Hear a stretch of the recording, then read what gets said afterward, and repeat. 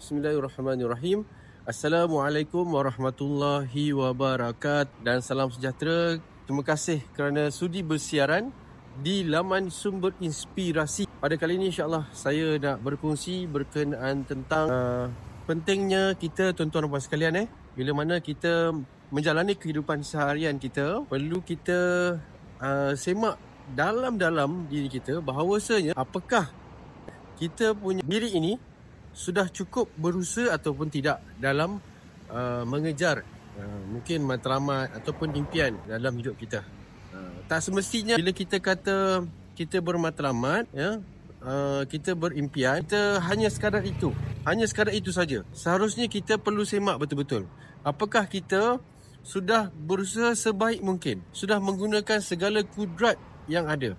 Pertamanya, macam mana nak tahu kita sudah betul-betul berusaha sebaik mungkin? Iaitu apa tuan-tuan sekalian? Bila mana masa kita itu adakah banyak dihabiskan untuk mengejar matlamat itu ataupun tidak? Kita semak masa kita hari-hari. Kita nak kejar matlamat itu. Tetapi adakah masa kita banyak dihabiskan untuk matlamat itu ataupun tidak? Kalau kita berimpian, contohlah berimpian untuk mendapatkan simpanan 100,000 sebulan. Tapi masa kita banyak dihabiskan untuk main game, untuk bersukaria, berfoya-foya. Adakah itu akan mencapai matlamat kita? Sudah tentu tidak.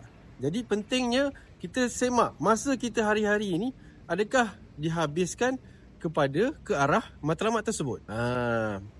Jadi kita tengok daripada pagi sampai ke malam, apa kita punya aktiviti harian kita. Itu yang pertama. Ada dua saja. Tak perlu banyak-banyak, nanti kita akan mudah lupa. Yang kedua, kita semak tuan-tuan dan puan sekalian, adakah kita mencapai kejayaan kecil sebelum mencapai matlamat tersebut? Kejayaan yang kecil. Contoh bila kita cerita 100,000 saving tahun ni, kita target. Adakah kita telah capai kejayaan kecil? Contohnya kita letakkan 10,000. Kalau masih lagi tak capai-capai, bagaimana kita nak capai matlamat kita, impian kita tersebut? Jadi kita semak, apakah kejayaan kecil yang kita tetapkan itu tercapai ataupun tidak. Bukan setakat mendapatkan saving. Malah contohnya kita nak turunkan berat badan 10 kilo. Jadi kejayaan kecilnya mungkin kita dapat turunkan 2 kilo dulu. Jadi kalau 2 kilo dulu pun tidak dapat, masakan kita nak dapat matlamat kita 10 kilo turun berat badan dalam masa 3 bulan. Jadi itulah sedikit sebanyak perkongsian saya pada kali ini. Perkongsian ini adalah untuk diri saya juga, bukannya semata-mata untuk berkongsi ini menunjukkan bahawa saya ini berkongsi saya ni hebat, tidak.